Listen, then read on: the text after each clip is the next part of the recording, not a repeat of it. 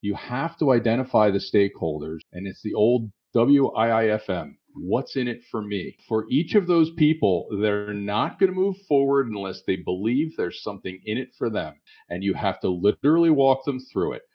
I have three stories off the top of my head. One was director of production didn't support it. One is where the controller didn't support it. One is where the CEO didn't support it. I have one with a project manager didn't support it. Growing a business requires a holistic approach that extends beyond sales and marketing. This approach needs alignment among people, processes, and technologies. So if you're a business owner, operations, or finance leader looking to learn growth strategies from your peers and competitors, you're tuned into the right podcast. Welcome to the WBS Podcast, where scalable growth using business systems is our number one priority. Now, here is your host, Sam Gupta. Hey everyone, welcome back to another episode of the WBS Podcast. I'm Sam Gupta, your host and principal consultant at independent ERP and digital transformation consulting firm Elevate IQ. ERP vendors and resellers race in a competition that no one will ever win. It's the time required to implement ERP software. Most vendors will oversell how quick and easy their software package is, some even claiming to implement as fast as a month. These claims are nothing but overstated. The most challenging part of an ERP implementation is to make critical business decisions and build consensus. Some executives might change their entire business model instantly without thinking through the consequences. And while others might take forever to decide the base currency and the decimal places they should use for reporting. Building consensus for ERP projects is a true test of leadership. It requires skills and experience. The savvy leaders have figured out how to manage at the 30,000 foot level without losing touch from the ground. But what do leaders do differently to build consensus and not concede to an organization's power struggle and political elements? In today's episode, we invited a panel of cross-functional experts for a live interview on LinkedIn who brings significant expertise to discuss how to build consensus among teams. We covered many grounds, including the challenges entrepreneurs face with their leadership skills during ERP implementations, why sales skills are most crucial for team members to build consensus, and why team building during acquisitions is even harder. Finally, we covered several stories related to building consensus among teams. With that, let's get to the conversation. Hello, everyone. Welcome to today's show. And if you are joining for the first time, this is part of our digital transformation series for which we meet every Thursday at 5:30 p.m. Eastern. We pick one topic related to digital transformation, and we always have an expert panel that is willing to share their insights and wisdom. For today, we are going to be talking about one of the most religious and emotional topic, and hopefully we get emotional during the show. And that is going to be how to build. And if you can really build the consensus as part of your ERP projects, most likely your ERP implementation is going to be successful. In my experience, that is always the toughest challenge. So we are going to dig into all of that. But before that, we are going to start with everybody's intro. I am going to start with my intro. If you don't know me, I am Sam Gupta. I am principal at Elevate IQ, and I have been doing ERP and digital transformation engagements for roughly 20 years, and I still don't have any answers on how to build consensus. So hopefully these guys can teach today. As part of Elevate IQ, we are the independent ERP and digital transformation consulting firm. We help clients with the ERP selection, contract negotiation, enterprise architecture, system architecture, ERP project recovery, and ERP implementation. On that note, I am going to move to Chris for his intro. So hi, I'm Chris Gherardini. I'm the president and owner of Turnkey Technologies. We've been implementing Microsoft Dynamics ERPs for almost 30 years. So, consensus, big topic. It's the backbreaker. If you don't have it, you lose. Look forward to talking about it. Okay, amazing. Thank you so much, Chris, for that. Bob, can I ask you to introduce yourself next? Absolutely. Thanks for having me, Sam.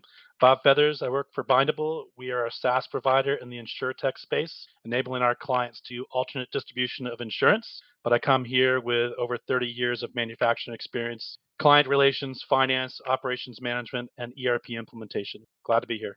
Okay, amazing. Thank you so much, Bob, for being here. Chuck, can I ask you to introduce yourself next? I'm having tech problems today. Hi, my name is Chuck Coxhead. I am a 35-year manufacturing professional, having done everything in manufacturing, including sweep the floor, drive the forklift, drive the nails, and sell the product. So hopefully we are going to build some consensus today. Thank you so much for being here, Chuck. Dave, can I ask you to introduce yourself next? Sure. Thanks, Sam. Hi, everybody. My name is Dave Chrysler, and I own an operations consulting company called the Chrysler Club, where we work with leaders in the manufacturing, construction, and cannabis spaces to help them create the systems they need to grow their business, and come to you with more than 20 years of operational experience in manufacturing. So excited to talk about team building and consensus when it comes to ERP implementation. So thanks for having me, Sam. It's going to be so much fun. Thank you so much for being here, Dave. So, Chris, I'm actually going to start with you with the first question. And this is really going to be stories. Okay. So, stories of, I don't know if you're going to have any sort of nightmares that you might be able to share, or just because of not able to build the consensus, something happened to the ERP project. Maybe it failed, or it was not really the problem of the tool or the vendor itself. It's really the communication and the collaboration problem. Do you want to share that story? Absolutely. Thanks, Sam. So, there's a wonderful graph that I saw about ERP implementation. It's like the love cycle, and they show us everybody's in love and everything's great. And then we start curving down, and then it gets ugly and it gets worse, and there's hate, and you hate the partner and you hate each other, and then it gets better. So if you think about that cycle where everybody starts out excited and so forth, but to consensus, and you think about how well everybody's on the same page for a project. And, so the nightmares, the horror stories, but if you think about what consensus means, it means that, if I'm the owner of the company, I decided, and everybody's like, okay, nobody got to participate in the decision. It's his decision. I hope it fails. And you can imagine this tension that it creates when decision making is not spread across an organization, to put it that way. And you think about the horror stories where decision making is centralized. And there's techniques, and I'm sure we're all going to have some different opinions on it, but the word is change management. And a lot of times, and I know how my teams are, they're technical professionals, financial professionals are like, let's get the system in there. But they don't think about people. And they don't think about emotion, and they don't think about the age demographics, and they don't think about people's fear, and they don't think about any of those things and the opinions. And, so what happens? It can unravel. Again, I'm not going to get techniques. Sam wanted some horror stories. So, one of good example of where consensus can fall apart is when you have turnover in staff. And again, I think there's two things. There's representation, meaning do I have an adequate representation in the organization, and even what we call process owners, if somebody owns inventory or somebody owns manufacturing, somebody owns finance. And the assumption is that these process owners can lead their team and get consensus within these smaller teams. At the same time, a disruption in that team structure can have consensus fall apart. And again, the horror story I had is we had the champion, the controller, walked out in the middle of the project, and the controller is the one that wanted the system. Guess what? And then the leadership came in and said, "Oh, I don't know if we should do this." $50,000 into the project, so it's a horror story. There's committed expense. Yeah. And you had a decision, you had a vision that was in a middle management position. So executive level really didn't buy in. The controller bought in. The controller left. The people that were below the controller, they're clueless. The people above the controller, they were never fans of the project. But there's a perfect example where we didn't have enough broad consensus through the leadership team to the management team, and then even down into the processes. But that's a perfect example of one where staff turnover undermined consensus in a project. It was all centralized in one individual. So very interesting story, and the commentary as well. And one of the key things that I noticed in a lot of client base that I worked with, and I'm probably going to be guilty of it as well. As the entrepreneurs, especially if you're looking at the SMBs, entrepreneurs, they know everything. They know everything for everybody. Okay. So when you are, I don't know whether you experience this or not, Chris, but when I work with the founders, especially if anybody is going to be in that $1 to $20 million range, in that range, you don't really have that team participant. CEO is going to come and they are going to say, hey, I can decide for it. Everybody, they don't need to be here. They don't need to waste time. And everything is going to be good. Now, in this approach, sometimes that could be beneficial as well, because the team members might not have as much experience. The founder does not want them to be involved in the decisions about financials. That's why they don't feel comfortable having those people as part of the team. But from your experience, let's say if you were the founder or the entrepreneur, would you not involve And if you involve, what will be the best practices in your experience when you are going to be involving these in the Sure, project? and I think one comment is just because you let people participate doesn't mean that their comments influence the decision making. So it's an executive leadership. I can entertain people, and part of this there's some psychology management going on here. But yeah, you absolutely include them, and I think that the earlier you include people in the process, they feel like they're part of it. They may not own it. You may not even be considering their decisions, but they feel good about it. And I think that so that technique of incorporating them, and again, in the end, I decide. Thank you for your opinion. I decide what I'm going to do. But there's a technique here, and that's what we're talking about. And absolutely, you incorporate those people and make them feel part of it. Like I said, it's easy to do. It really is easy. Okay, very interesting. Thank you so much, Chris, for that. So, Bob, I'm actually going to come to you. I'm simply going to build on whatever Chris said. So, he said that, you know what, it's okay if you don't want to involve them in the decision making, but at least let them participate. But the challenge when the entrepreneurs, especially if they might not have as much ERP implementation or touch on the ground floor. When I say touch on the ground floor, sure, you are the executive, you are sitting in the building, you are doing a lot of things, but you don't know the life of that user. And from their perspective, it's a very, very feeling in terms of the daily life that they are going through. They have to decide for themselves what works best for them, because ERP implementation or ERP system is supposed to be making their life easier. Executives are probably going to use it, but they are not going to use as much. So do you agree that decision making should be done? Let's say if the team is not going to be as qualified in decision making and the executive team does not feel that they should be part of the decision making. Sure, they can test, they can, play around, but the major decision making will be done by the executives. In your experience, what would you recommend? My experience is the executives should almost not be involved. And again, not in a bad way. Yeah. So in my experience, what it's been is it's somewhere kind of in the middle, right? But it's high middle. And the way my experience is that you do a little, that person does a little bit of both, right?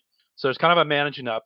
You're working with the executive team to really talk about the strategy. What is it we need to kind of overall accomplish? What are we trying to get from this? And again, not tactical, right? It's just strategy. Like what do we hope to gain? What problems are we trying to solve at our company? Some are very simple, right? Some could be we don't have ERP. So that's a problem. We need ERP because we have spreadsheets and this and that. So we identify we need ERP.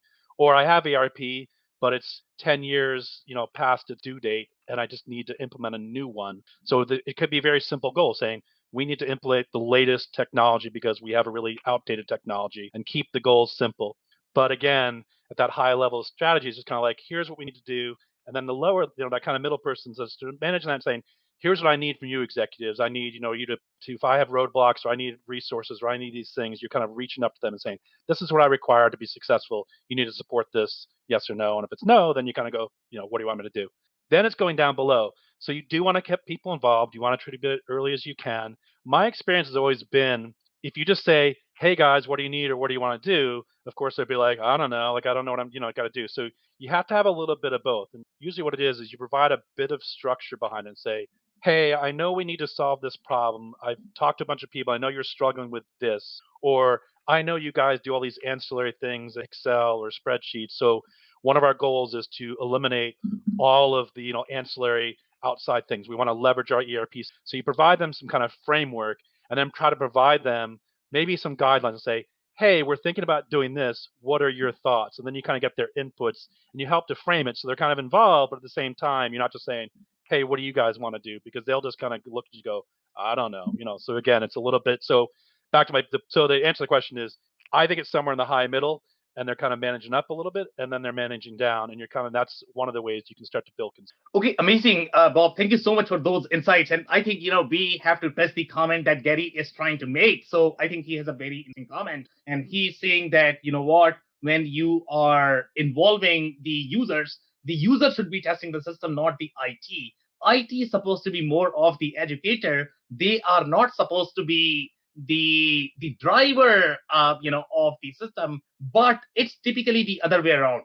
Okay, business users are very rarely involved in the implementation. In my experience, IT does everything. They make decisions for the whole team, and then finally nobody uses it. So, Bob, I don't know, are you going to have any story or comments on this one? I love my IT team. I love them dearly. They are not driving my project. Sorry. It's got to be run by the business because, again, this is the middleman, right? That middle person, that ERP expert is really you're kind of two roles, right? You're a little bit of the business analyst. You kind of understand the business, you understand the business needs, you understand the user experience, and you kind of know all those components. And what's your job to do is be the liaison between the business and the IT. IT doesn't know the business. No offense, but they're really smart and they're coders. They really know the stuff. And you say, go do this, they'll do it. If you give them bad instructions, they'll build things that don't work. So going back to Gary's point, he's absolutely right. IT should not be testing it. It needs to be the user. When the user goes in and says, like, should it say yes, no, or no, yes, or how does this work, or what are the question order in? Does it make sense to me? The IT guys will say, yeah, I built this thing, it works. The business person goes like, I don't understand why this is ordered this way or this. So again, it's really the business person. You kind of have that piece, you translate it into the business system knowledge of where those things need to work, and then give it to the IT team, say, go build this, and then we'll go and test it, and then we're your feedback loop. So again, love IT, but they shouldn't be running your project. Okay, amazing. Thank you so much, Bob, for that. So, Chuck, I'm actually going to come to you, and I am going to have the question that Gary is asking. And he is saying, hey, you know what? You need to prepare folks for an ERP. And when I look at, let's say, if I compare an experienced team, for example, let's say if I have Dave Chrysler or Bob leading my ERP project, I don't have to coach a lot. They will understand, how SKUs work. They will understand how bombs work, what is going to be the difference between the make to stock, make to order processes. But let's say if I am working with somebody, they have never seen an ERP in their entire. Probably they grew as the warehouse person or the inventory forecaster. Somehow they survived as a business by overstocking inventory or whatever. The market was good enough that they never had to worry about cash or the inventory optimization. Okay, so in your experience, how would you prepare a team for the ERP implementation? Because that requires years and years of training and education. Well, it does require someone who has a deep and broad understanding of all of the processes, which is rare. And that's really your champion. But really, when it comes down to it, I draw upon my sales experience. You have to identify the stakeholders, and it's the old WIIFM. What's in it for me? For each of those people, they're not going to move forward unless they believe there's something in it for them. And you have to literally walk them through it. I have 3 stories off the top of my head. One was director of production didn't support it. One is where the controller didn't support it. One is where the CEO didn't support it. Oh, I have one where the project manager didn't support it. I have all of these different stories where they were all roadblocks because they didn't understand what's in it for them. In every single one of those cases, they were coming off of paper and spreadsheets, or in the controller's case, QuickBooks. Everything's going fine for me. I'm able to do everything that I can do, but that person doesn't understand the value to the others. So having that champion who can address what's in it for me in each of those roles is huge. It's a sales process.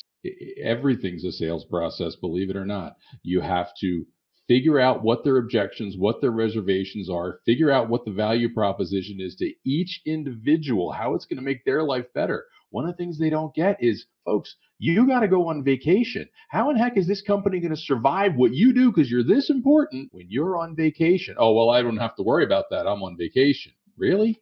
Well, that's an HR problem. And wouldn't change management be so much easier if we didn't have employees? So we don't want to go there, though, do we? So, that's really what it is. It's you have to dig deep, but that champion has to be able to understand and be able to sell to those people. A salesperson on your ERP team may be able to do that, okay? But you might have a junior person who's their primary point of contact who really doesn't have a clue about all those processes, but they might be one heck of it. So it's a real challenge. Yeah, so very interesting commentary there. And one of the things that I always experience and notice is, especially for people who have never been in the sales role, it's very, very, very hard for them to develop those. And in my experience, the sales skills, and when I say sales skills, not selling, it means the communication skills, how to really look for what the other person is expecting. That is always the most difficult skill to develop. But Chuck, since you like the sales play so much, so we are going to do a little bit of role play here, okay, Sure. in terms of sales. So, Sure. So let's say you have a person who's coming off from QuickBooks is what you have, okay. Mm-hmm. In my experience, when I am on the other side of the table, meaning I am trying to persuade this guy that, okay, if you are on QuickBooks, ERP is a much bigger deal. Okay. I may stop right there, but if let's say if you had to persuade, and sometimes it could be very, very, very difficult. I have a lot of stories, with me as well, why they struggle to understand why ERP really brings. So let's say if you are doing a role play with this person who is coming off of QuickBooks and they just don't understand what ERP brings to, how would you persuade them? Well, first of all, I have to understand what's motivating that. Some people are just resistant to change. Other people really, truly don't have the technology skills, and they have an almost a phobia about it. And you have to be able to figure out from those people, from each person, honestly. But let's see the finance person. Okay, what is your motivation for your resistance? It takes questions. Okay, what is it that you feel you're going to lose? That's really what it comes down to, right? What are you going to lose? We focus on what we're going to gain. But if I really want to get under the hood of that fear or resistance, I have to understand what they're going to lose. So, well, I'm going to lose control. I'm going to lose my authority. I'm going to lose, my seniority. I'm just cruising into retirement. Okay. Why are you upsetting my apple cart? I'm going to lose my cool. What are they going to lose? And you really have to get down deep into that. And honestly, you're not going to do it by putting them on a couch like a psychologist. I mean, that's above my pay grade. Okay. It's going to take an awful lot of conversation, and it's going to take a lot of questions to really understand. But in the end, you may not overcome the resistance. And everyone on these ERP projects is Missouri. Show me. You're going to have to lay it out. You're going to have to show them what it looks like. And oftentimes that's the only way you're going to get them to come along and go, okay, all right, I don't have an argument against you. I'm going to let you keep going. And then you have to prepare for the next thing you're going to show them. And that's what the role playing looks like. If you can't get there, you have to roll up your sleeves. You have to understand that process, or you got to find an expert and you got to lay it in front of them and say, this is how it works, and hold their hand. Okay, amazing. Thank you so much, Chuck, for that. So, Dave, I'm coming to you, and we are going to be doing a little bit of showing here, as we all know that this is what we like to do in this panel, right? So, I'm pretty sure you had to convince a lot of people and building consensus when somebody is coming off of, let's say, QuickBooks or a spreadsheet. Sometimes, it's mind blowing, to be honest, when I talk to these people, and when I have to convince them, hey, this is spreadsheet. I may not have a lot of arguments there in terms of why ERP is going to be better, because obviously we all struggle. But let's say if you had to convince somebody why ERP is going to be better versus QuickBooks, what are some of the techniques that you have used in convincing them why ERP is? Yeah, I mean, thanks, Sam. Yes, I've throughout the course of time have had to get several people on board with change management, system change, all of that. And there's been so many great comments in terms of at what point to get people involved in some of those techniques. I mean, some of the things that worked well when I was put into those situations, kind of back to what Chuck was saying about, really understanding the stakeholder that you're talking to, their reasonings for why they may be resistant to that change. The one story I could really talk about, and there was a lot of similarities to what everybody was talking. So I think it kind of does a good job of answering your question and sharing a little bit about a specific situation. But I worked for a company that did many acquisitions. And so it was very frequent that we would have a facility that we recently acquired that was coming out of QuickBooks or out of some other type of accounting / operational system that was currently in place from the previous ownership. And so from a corporate standpoint, we were kind of tasked with getting them onto our corporate ERP system. And so as you can imagine, many people in that process were resistant to change, from accounting to shipping. So we touched all of those areas. And the stuff that worked the best was really talking about the advantage of going from a QuickBooks style accounting system and or something similar from an operations standpoint.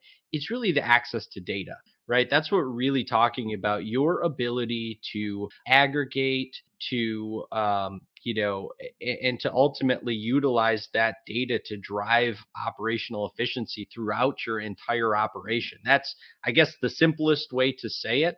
And I used to like to start there because so often throughout these, kind of like discovery conversations, back to where Chuck was going, you'd find out like, boy, it'd be so nice if I could do this. Well, How can we do that? We've got the data in the ERP. We now can pull that data out of the ERP. We can, streamline the process to be able to include, this data from one department to the other department without having to do an export and an import. The data's already in there, like stuff like that. I mean, it was those little those little opportunities to find a way to impact their kind of daily existence, right? That was the easiest way to get people on board. And now when we shift to the actual implementation and we start to get that system online, Gary had mentioned as far as like who's doing the testing in IT versus the actual people utilizing it. It's a really good point, because that was another pain point for people, especially if you were coming out of a system like QuickBooks or something that was not nearly as powerful as a typical ERP system, because you've got a lot more menus, you've got a lot more role access to control. So that was that could be a challenge. So what we would do in that particular case, as soon as we kind of understood what the business requirements were, we build out the test environment and get people into a testing routine. And as features would come online, we would put that into the test environment and let them test their, kind of streamline operations. Here, run what you typically run from a process standpoint in your existing technology, and let's duplicate those same activities in the test environment, and let's see what problems kick out, so we can again fine tune the system as we're implementing, but also get users familiar with all the clicks and what the menu options are and those types of a little bit for you. I don't want to take too much. Yeah, very interesting. So we are going to be covering the acquisition, and acquisition is a very interesting problem, because building consensus when you are going to go through the acquisition phase is going to be 10x harder. Okay, I like to compare ERP implementations with weddings, because for weddings, I guess there is going to be a 50%. The same goes for acquisition as well. To be honest, I mean, and most of the time it is really going to be because of the ERP implementations that they just don't work. So one of the problems that I have personally seen in the case of acquisition, for example, let's say if the manufacturing business is trying to acquire a distribution. Now, not many people understand the difference between a manufacturing ERP system and a distribution ERP system. They are supposed to be very different. Okay. Obviously, when you are a distribution business, let's say if you are doing 80% distribution, 20% manufacturing, it gets very confusing. You don't know what you should be doing. You just buy something. So I'll give you a story related to this acquisition. So in this particular case, there was a company, decent size, $80 million company. They were primarily distributor. They did a little bit of manufacturing. They were always on, and this is nothing against any specific system, but I am simply going to use examples here. So in this particular case, they were on N4 Visual. Bob might not like this. And then the other team actually came from NetSuite. The team that came from NetSuite, they absolutely hated N4 Visual. There's nothing wrong as such about N4 Visual, because that is supposed to be more of the manufacturing software. The team was primarily very commerce driven. They were a distribution organization. NetSuite is designed for distribution. When they married together, executives decided, you know what? From today onwards, everybody in 4 Visual, go. Now, when you have to build this consensus, when you are marrying the two organizations together, that actually grew up in a very different. How would you build the consensus as the executive? So I've been in a very similar spot multiple times because of the company I worked for and how they grew. And it wasn't so much that the businesses were necessarily as separate, but there were definitely considerations where we had to build that consensus when the system maybe wasn't the right fit. But that was the decision that was made. So that's what was going there. And that's what we were doing. And in those cases, again, I kind of go through the same process that Chuck really laid out, because it's really a sound thought process of understanding what was going on internally for those stakeholders. And in some cases, it resulted in more work on the IT and development side to make some of the processes happen the way that they needed to from a user interface side. So I kind of make the point back to where Chris and Bob started this whole conversation, is the fact that the best ERP implementations, the most successful, the longest lasting ERP implementations, if we're using the marriage comparison. But the best way to do that is to engage the people that are using the system and doing the heavy lifting day to day. They understand the process that they need. They understand the business use case for it. And yes, layering in IT, layering in the executive management team, all of that stuff has to happen.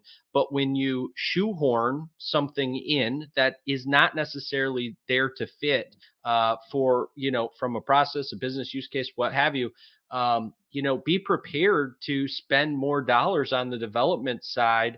And you could be spending more internal resources to close, sales orders, work orders, depends on what the processes are. But you could really be, penny wise and dollar foolish, I think is the best, kind of summation of that, because you're looking at it from the standpoint of saying, well, here we already have this system in place. We want it to be a part of, our infrastructure, where if we just siloed this piece out, and because ERP is so powerful, we pull the financials out that we need and blow those right into our, let's say in this scenario, our corporate ERP, we would have had the same result from a data standpoint, from a financial, capability standpoint. So we could have still ran all of it that way, but from an operations standpoint, we would have been much more streamlined, much more efficient, and I think in the long run could have saved some money.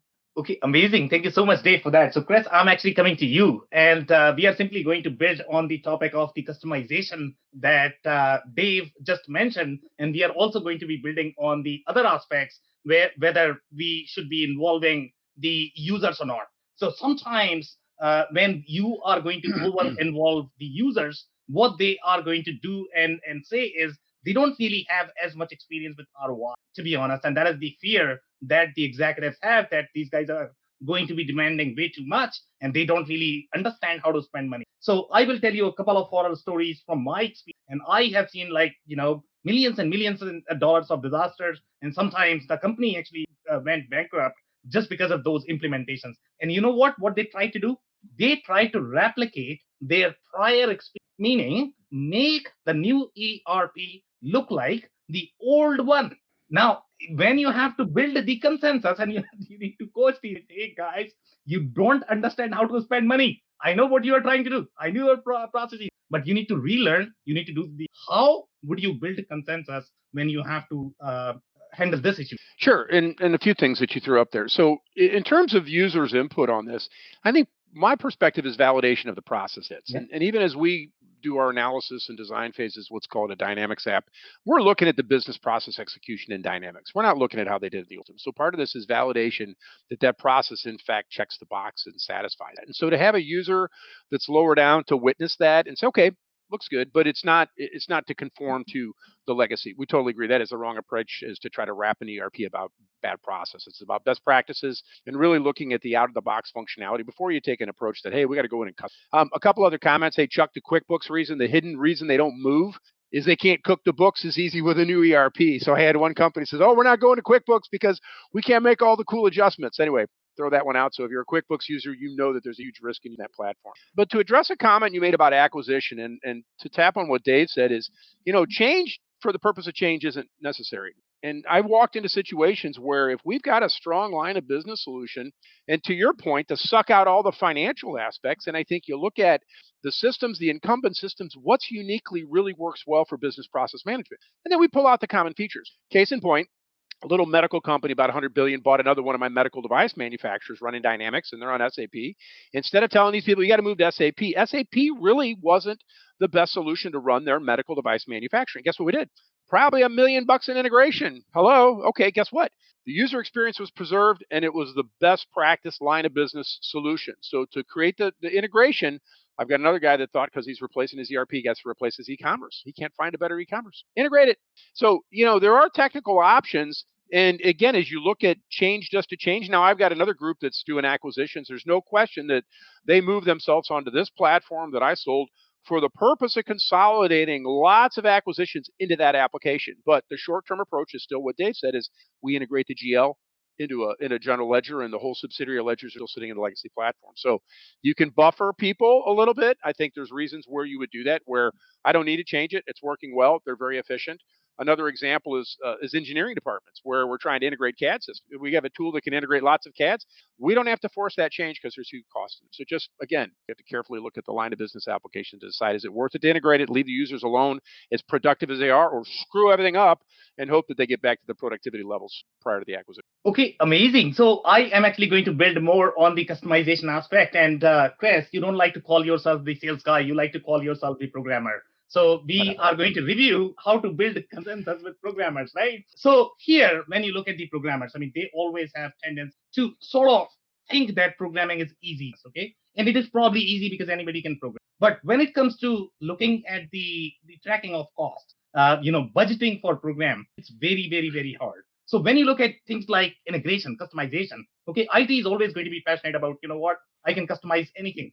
Okay, I can do anything and everything. Whatever you want me to do, I can probably do it inside the system. There are a lot of different open source ERP systems. Okay, and the claim of those systems is, even though they might not have any out of the box function, but companies are buying them because you can do whatever you want with it. But if you did this, you can probably write that in any programming language. You probably don't need an ERP. So let's say if you had to build consensus with the IT team and the developers, and you have to coach them why ERP exists in the first place, how would you build the consensus there? You hit a sort, and I'm a comp sci guy, so I don't believe in building a financial application because they're off the shelf. And so I really do keep IT out of those conversations, frankly, because they're the last people that I want to talk to. And the professionals and the people that are doing business process should really identify where gaps exist and how to remediate those gaps. And then we figure out if we need a technical person to program a gap. But, business intelligence and gaps, and I'm sorry, but I may be an IT guy, but I really do leave them out of the conversation because fiefdoms and and they're looking for job security, and it's not normally strategically in the best interest of the company because they take them down a path. And you get an open source system, the owner may not know that it's not gap compliant anymore. And what kind of journal entries, and then all of a sudden, so again, I'm not a big advocate of people being able to do changes unstructured, like I said. So, but to build a consensus, like I said, I think just to focus on the business processes and to go all custom, I don't agree with that necessarily. I think you're looking for those gaps and you're trying to figure out what's the right solution to deal with gaps in functionality that you need. Customizations are an option, but again, that's the last thing that we're going to do is bring the IT guys into the conversation. Sorry. Hope I'm not offending anybody. Chris does not like to talk to himself. Thank you so much, Chris, for that. Okay, Bob, so I'm actually going to come to you. So here, I think, Gary has another great point, and we are simply going to be building on this. So this is going to be really managing expectations and managing roles. Now, when you look at the roles in a project team, it gets really, really hard. People don't really understand what their roles are, why they are the ones who are making the decision, why not somebody else? And if they are making the decision, what do they need to think about? Sometimes I have seen, let's say, might be in marketing and sales and marketing, they just think in very binary fashion. Again, not picking on them, but they just think that everything is supposed to be simple. In the case of ERP systems are not supposed to be simple. The decisions that you are making, they are going to have implications everything that you make. So let's say if you have to manage the expectation, you have to manage the roles in a team where you are doing the ERP implementation. How would you do that, Bob? Well, so hopefully they'll have Dave or myself will be on that team because we're the kind of unicorns that understand the whole business from front to back. But to kind of build on some of these pieces that we've been talking about, one place to start, right? Just a simple thing is, first of all, to kind of ease everyone's is we're not rebuilding our business, right? We make widgets, so you kind of go like, hey guys, when I put this ERP system in place, we're not going to make new widgets. We're still going to make the same widgets. It's just that when I put information in, I'm going to put information in this computer as opposed to this computer. So you kind of like just go like kind of start simple, right? The next piece is you really got to get them all in the room at the same time. So one of the best ways to do that is, again, not look at the system, not talk about, but just conceptually go like walk through, but everyone in the same room, go just take the ops and do an end-to-end process roadmap about what do you need when you're doing a daily, what do you need to do when you enter an order? What's important to the customer? What are your customer telling you? What information does the customer require of us to be in our system? Just kind of like start to write those things down. And then start to figure out, so you kind of building out the orders. Then you start to work to the ops guy and the material guy, and just you start to build up these processes and start figuring out. And you also talk to them about why these things are important to each other, why the sales order needs to have the right part number, why the part number needs to have the right bill of materials, why all these things, because they're all tied together. And you're kind of helping them connect the dots conceptually. So you're kind of building this process roadmap. And at the same time, and this is one of my favorite things, right? Is so I want to go back on one of the things that I think Chris hit on it. You do at some point, you may have to show them, right? Because I think Chuck, you may have to show them. So you may have to do again a little legwork and say, here's what it looks like in the system, and build some little demos and kind of like really show them exactly what you're talking about, because they may not get there by you telling them. You may have to actually show them what you mean by that. Like, here's a little demo. Hey, if we put the customer part number here, this is what it looks like over here when I print it out here. And everyone goes, oh, okay, I get it. So again, you got to start to help connect those dots. But the one thing, my favorite thing was, in the end of the day, was, the project manager trying to implement these projects. I would say to them is like, let's be very clear. When we go live, when live happens, Bob Feathers isn't entering a sales order. Bob Feathers isn't doing inventory transactions. Bob Feathers isn't doing a pack list. Bob Feathers isn't printing out a bill of material. You guys have got to learn this. You are the owners of these processes. I'm going to walk away and go to my next project. You guys really need to. You got to really invest in that process and really establish. Again, we talked about these roles. Like, you've got to establish, like, you are the owner of inventory. You're the owner of inventory today. You're responsible for inventory. That means that you're responsible for inventory in ERP and how those transactions go into ERP.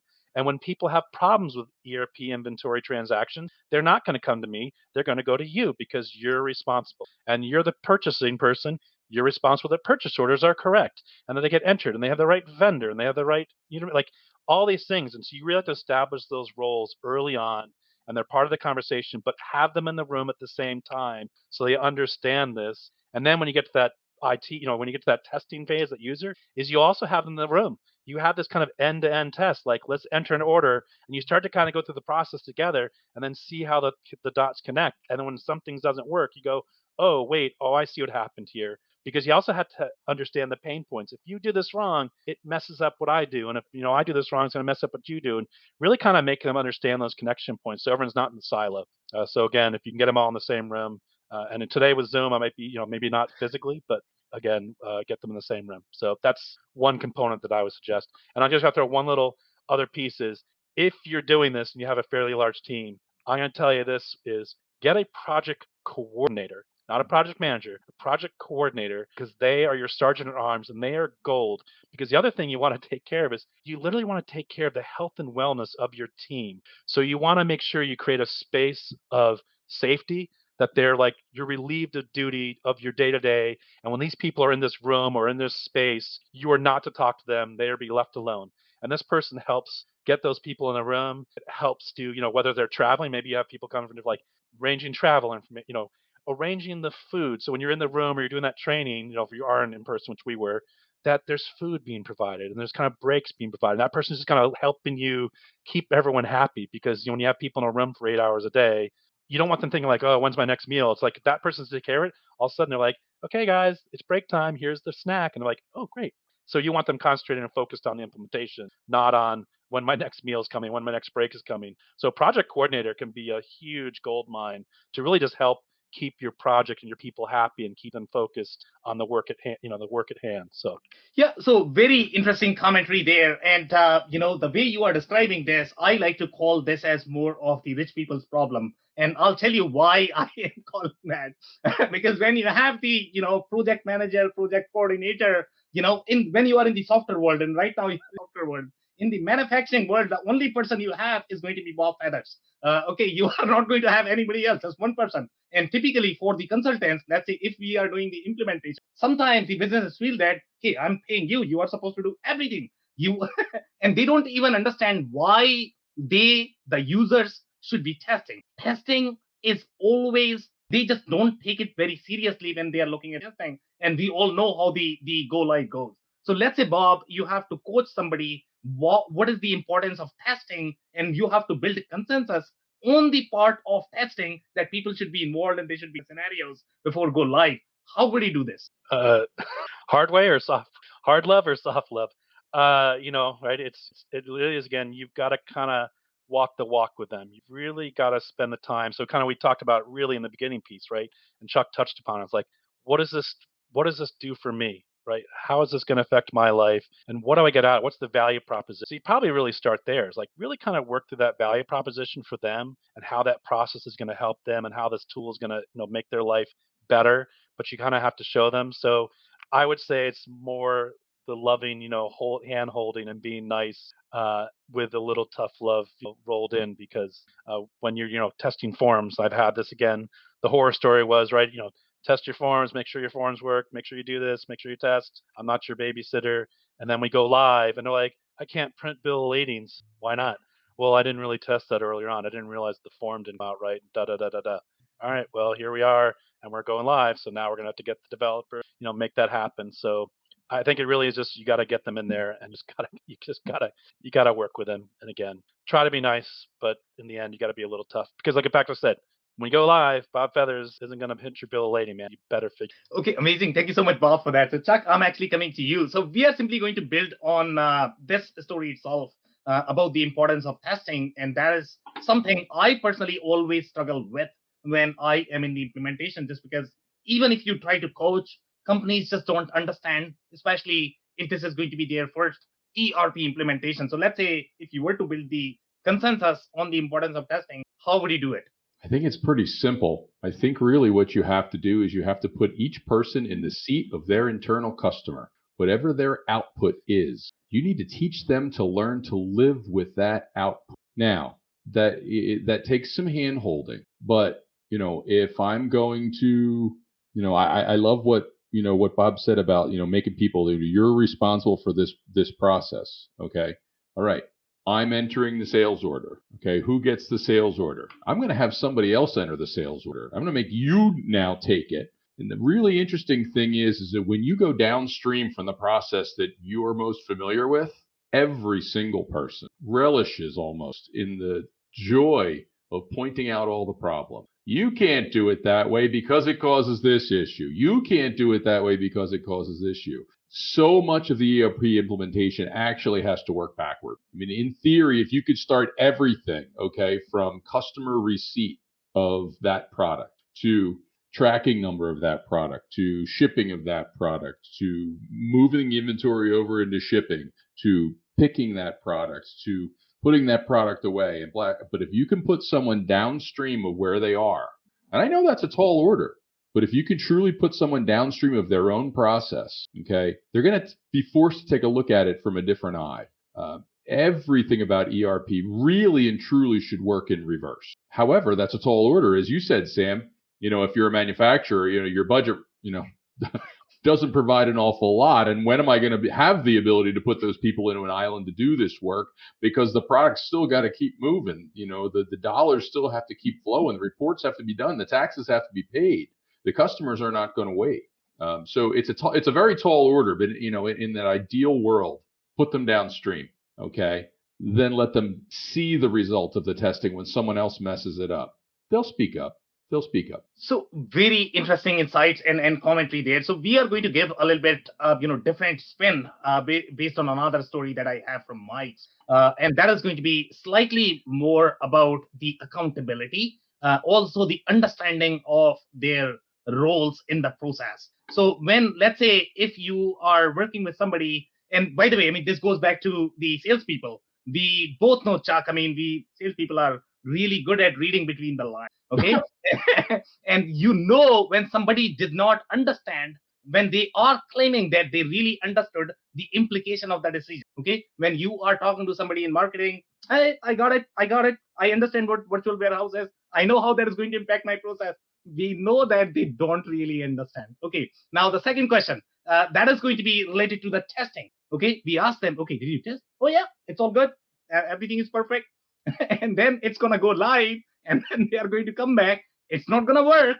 What did you test? Oh, I forgot the scenario, and that's why I did not. So let's say if you have to build the accountability for the person who does not really understand what the expectations are from them and how to really think from the perspective of a tester or the software developer, how would you coach them or build the consensus with them? I think I might surprise you a little here. My entire life in my current career and for decades has been about getting people to say yes. But honestly, at some point, we're dancing around it. Consensus isn't always possible. Sometimes it's not a little tough love. Sometimes it's a lot of tough love. Okay. And if they're going to go in, they're going to placate me by giving me lip service on the testing, whether it be initial testing, you just kind of dip your toe in the water, or whether it be UAT, I'm sorry. Sometimes in these types of projects, you're going to find that you don't have the right staff for the job, which is not to say you're going to clean house. Okay. Again, my job is to get people to say yes for a living.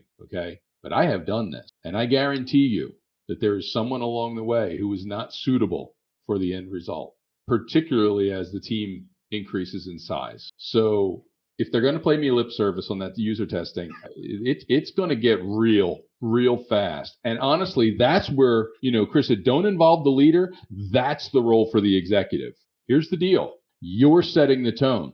Okay. You have to be the champion for this. There is a role. You're cheerleader. Okay. You are a cheerleader, and you have to be able to continue to drive that project forward, preferably with enthusiasm, or at the very least, straight-faced acceptance. So there is a role for that executive. Other than that, it has to be, I've set the tone. You're going to need to move forward. I'm sorry. That's just the way it is. Sometimes.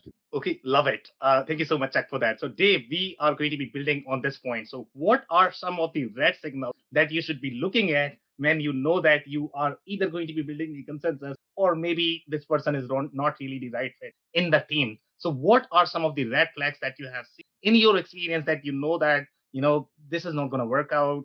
Yeah, I've seen it on both sides. I've seen it from a leadership perspective, where pretty early on there's a lot of heel digging in, and no, I we really like how this system generates this particular report, and can we maybe take this field and move it over here so it looks real similar to the other system that we have, and I've seen it out from an operations standpoint, at different levels, from that side too. And to kind of Chuck's point, yeah, sometimes you don't have everybody in the right place, and some changes ultimately come through.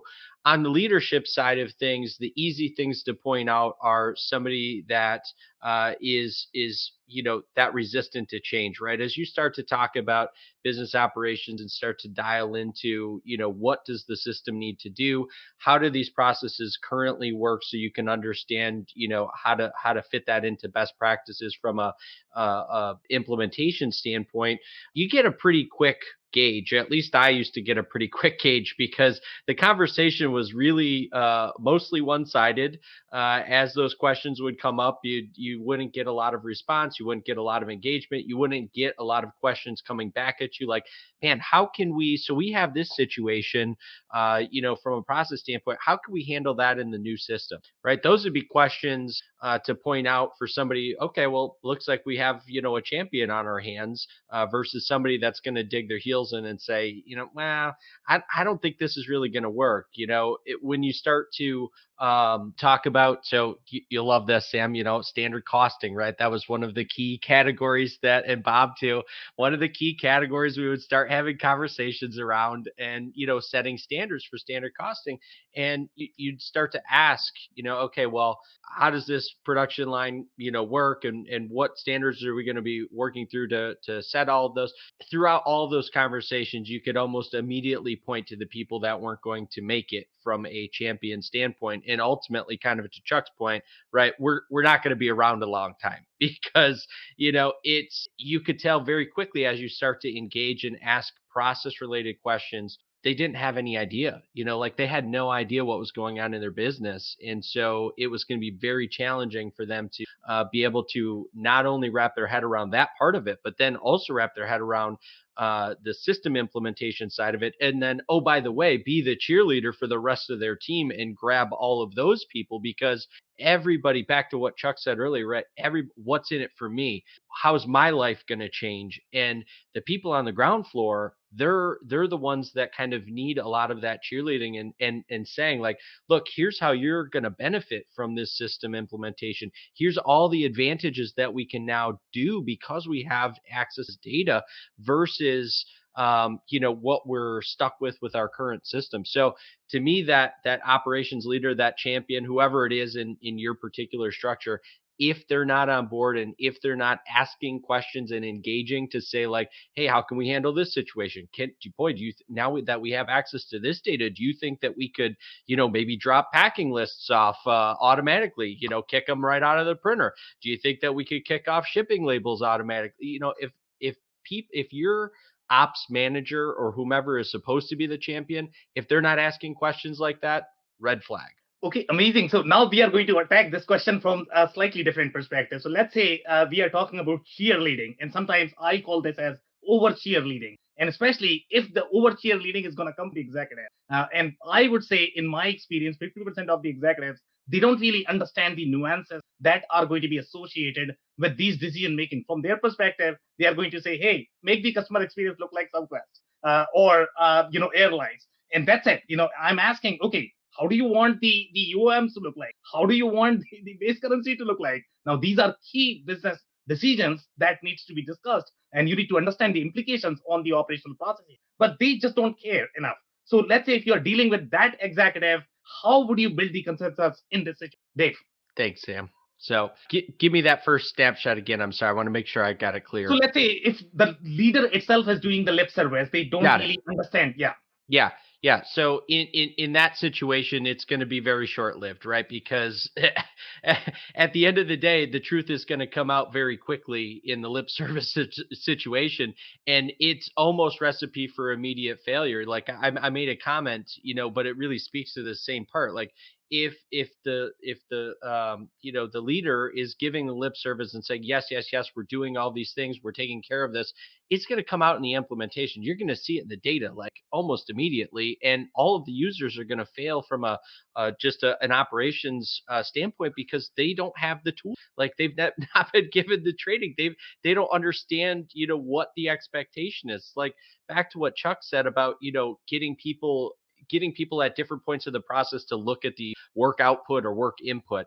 All of that works well when you've got somebody, kind of leading the charge and setting the tone for what's expected and how we're going to work together to solve these challenges and get this system implemented. So to your point, when you have a leader that's just giving lip service, that stuff is super easy to see right through from a executive level. And, the people on the floor, they've been dealing with this for a long, long time. I guarantee it.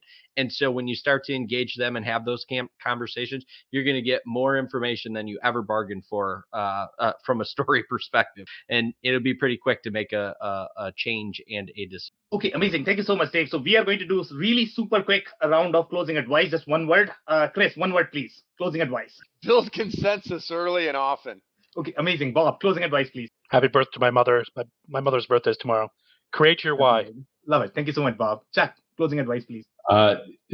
The executive of the organization needs to be providing what the future vision is. The whole point of ERP is what you're going to be in a year or 5 years from now, not today. Love it. Thank you so much, Chuck. Dave, one word closing advice, please. Engage the people.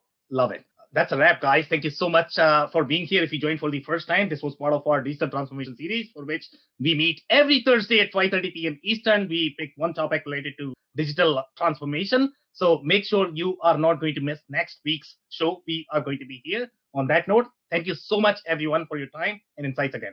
Thanks, everybody. Good seeing you guys. Thanks, Sam. I cannot thank our guests enough for coming on the show, for sharing their knowledge and journey. I always pick up learnings from our guests, and hopefully you learned something new today. If you want to learn more about Chuck Coxhead, head over to procensis.com. It's procensis.com. If you want to learn more about Chris Carradini, head over to turnkeytech.com. It's turnkeytec.com. If you want to learn more about Dave Chrysler, head over to thechrysler.club. It's THECRYSLER.CLUB. If you want to learn more about Bob Feathers, head over to bindable.com. It's BINDABLE.com. Links and more information will also be available in the show notes. If anything in this podcast resonated with you and your business, you might want to check other related episodes, including the interview with Pam Fox-Rollin, who discusses how to drive cross-functional clarity in a siloed organization. Also, the interview with Darren Mitchell, who discusses the challenges and strategies of people, processes, technologies, and products at each stage of his growth through inflection points. Also, don't forget to subscribe and spread the word among folks with similar backgrounds. If you have any questions or comments about the show, please review and rate us on your favorite podcasting platform or DM me on any social channels. I'll try my best to respond personally and make sure you get help. Thank you, and I hope to catch you on the next episode of the WBS Podcast. Thank you for listening to another episode of the WBS Podcast. Be sure to subscribe on your favorite podcasting platform so you never miss an episode. For more information on growth strategies for SMBs using ERP and digital transformation, check out our community at WBS.rocks. We'll see you next time.